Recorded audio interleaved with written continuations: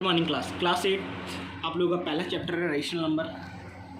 ठीक है, आपने बुक्स ले ली होंगी तो अपना शुरुआत करते हैं। रेशनल नंबर होता क्या है, क्या क्या पढ़ना है हमें इस चैप्टर में, उसके बारे में सीख लेते हैं थोड़ा सा। रेशनल नंबर के बारे में पढ़ना है, प्रॉपर्टीज़ ऑफ रेशनल नंबर पढ़ना है, standard form of rational number पढ़ना है, absolute value of a rational number पढ़ना है, ऑपरेशन ऑफ रेशनल नंबर पढ़ना है, representation of rational number on a number line, आपको रिप्रेजेंटेशन पढ़ना है रेशनल नंबर का नंबर लाइन पर। Finding rational number between two given rational number, find करने दो rational number between rational number के बीच में आपको, और उसकी वर्ड्स प्रॉब्लम करनी है। ठीक है, इस चैप्टर में आपको इतना कुछ पढ़ना है। शुरुआत करते हैं अपनी सबसे पहले रेशनल नंबर से। होता क्या है रेशनल नंबर और कैसे लिखते हैं हम लोग। देखो बेटा, रेशनल नंबर की डेफिनेशन को सीख लेते हैं। Rational number are the number which can be express. Rational number वो नंबर होता है जिसको हम एक्सप्रेस करते हैं पी अपॉन क्यू की फॉर्म में। किसकी फॉर्म में? पी अपॉन क्यू की फॉर्म में, where P and Q are integers, और वेयर पी एंड क्यू क्या होते हैं? इंटीजर्स होते हैं, and Q not equal to zero. और वहाँ क्या होता है? Q not equal to zero. मैं तुम्हें समझा देता हूँ थोड़ा सा, इधर देखो। रेशनल नंबर का क्या होता है? पी अपॉन क्यू की फॉर्म में होता है बेटा। ठीक है, पी एंड क्यू की फॉर्म में होता है। इस फॉर्म में लिखा हुआ होता है वेयर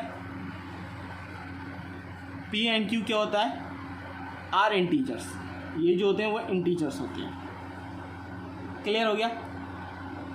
बस एक ही कंडीशन याद रखना, Q not equal to zero. कभी आप क्यू के ऊपर की जगह जीरो नहीं लिख सकते। क्यों नहीं लिख सकते बेटा?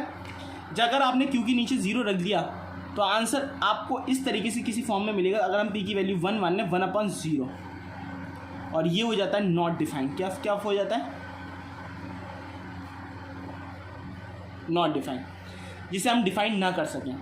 तो बेटा जब हम इसे डिफाइन ही नहीं कर सकते तो इसलिए लिखेंगे नहीं। तो इस चीज़ को आप कभी भी कंडीशन को आप लिख नहीं सकते, इसीलिए आपको कह दिया गया है यहाँ पर Q not equal to zero. यहाँ पर जीरो नहीं होना चाहिए क्यू किसी भी कीमत पर। ठीक है, ये आपकी डेफिनेशन है। अब देखते हैं कुछ एग्जाम्पल। 6/7, -2/5, -3/8, 10/-9 are rational number. ये सब क्या है? Rational number. We can write 6 as 6/1, -8 as -8/1, and 100 as 100/1। हम लिख सकते हैं 6 को 6/1, -8 को -8/1, एंड 100 को 100/1। In the rational number P and Q, Q is the numerator and P is the numerator and Q is the denominator. Sorry बेटा, वो P है। अगर हम रेशनल नंबर की बात करें पी एंड क्यू में, पी जो है वो आपका न्यूमरेटर होता है, क्यू जो है वो आपका डिनोमिनेटर होता है। ठीक है, पी जो है आपका न्यूमरेटर होगा और क्यू जो है वो आपका डिनोमिनेटर होगा।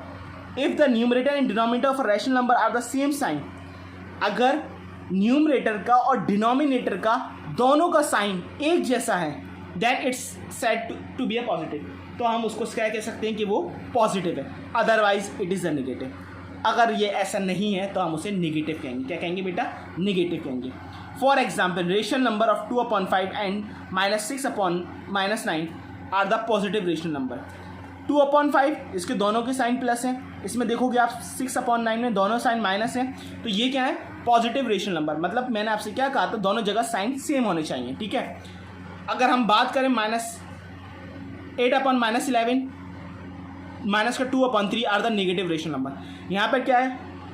न्यूमरेटर जो है वो पॉजिटिव है, डिनोमिनेटर जो है वो नेगेटिव है। और यहाँ पर अगर हम बात करें, न्यूमरेटर जो है वो नेगेटिव है और डिनोमिनेटर जो है वो पॉजिटिव है। इस कंडीशन में क्या, जब दोनों जगह साइन चेंज हो, इस कंडीशन में ये जो नंबर होता है वो नेगेटिव रेशनल नंबर होता है। कौन सा होता है? नेगेटिव रेशनल नंबर होता है। क्लियर हो गया? यहाँ तक बात आपकी समझ में आ गई?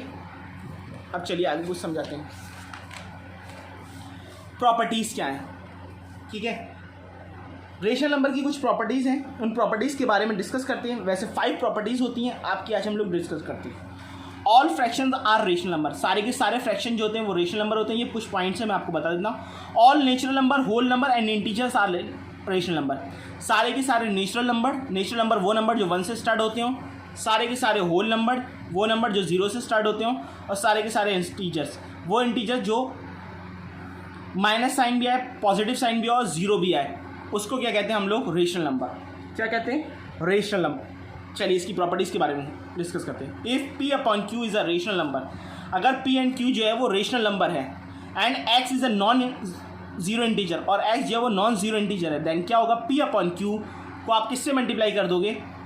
एक्स से। किससे मल्टीप्लाई कर दोगे? एक्स से। ठीक है, जब आप सेम जगह मल्टीप्लाई करोगे सेम नंबर से तो कोई भी फ़र्क नहीं पड़ने वाला। ठीक है, इसी तरीके से आपने देखा यहाँ पे देखा -2/7 ठीक है। तो यहाँ पर आपने क्या करा, माइनस के 35 से मल्टीप्लाई कर दिया दोनों जगह, तो इस पर कोई भी फर्क नहीं पड़ेगा। ठीक है, क्लियर हो गया। ऐसी प्रॉपर्टी नंबर हम सेकंड की बात करते हैं। If P upon Q is a rational number, P upon Q क्या है, रेशनल नंबर है, and x is a non zero integer, और एक्स क्या है, नॉन जीरो इंटीजर है। ठीक है, अगर एक्स जो है एनी नॉन जीरो इंटीजर है और इस एनी नॉन जीरो इंटीजर है, अगर दोनों ही सेम है, कंडीशन अगर डिवाइड की फॉर्म में दे रखा है तो आप डिवाइड भी कर देंगे। क्या कर देंगे आप, डिवाइड कर देंगे। ठीक है, दोनों कंडीशंस आपको मैंने बता दी। यहाँ पर आप मल्टीप्लाई भी कर सकते हैं पहली प्रॉपर्टी में और आप डिवाइड भी कर सकते हैं, लेकिन इस पर कोई भी फर्क नहीं पड़ेगा दोनों कंडीशंस के ऊपर। क्यों, क्योंकि फिर से आप उसको डिवाइड करेंगे और फिर आपको उसी फॉर्म में आंसर मिल जाएगा। Third property, for each rational number x only one of the following is true. कोई भी रेशनल नंबर x के लिए कोई एक कंडीशन जो है वो ट्रू होगी।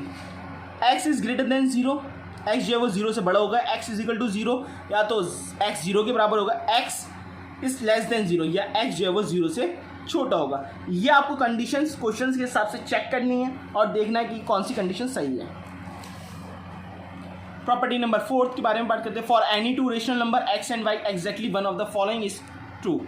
कोई भी दो रेशनल नंबर लेंगे तो आपकी एक प्रॉपर्टी से होगी, या तो x बड़ा होगा या फिर y बड़ा होगा या फिर दोनों की दोनों बराबर होंगे। तीन है, कोई भी एक प्रॉपर्टी उस टाइम वो हो रही होगी। अगर आपने सपोज कीजिए यहाँ पर y को छोटा लिया तो दूसरा नंबर आपका x होगा, तो x जो है वो बड़ा होगा। ठीक है, x और y इक्वल भी हो सकती हैं और x और y में y बड़ा भी हो सकता है और x छोटा भी हो सकता है। ठीक है, ऐसी थर्ड कंडीशन है आपकी यहाँ पर अप्लाई है एक्स वाई जेड में।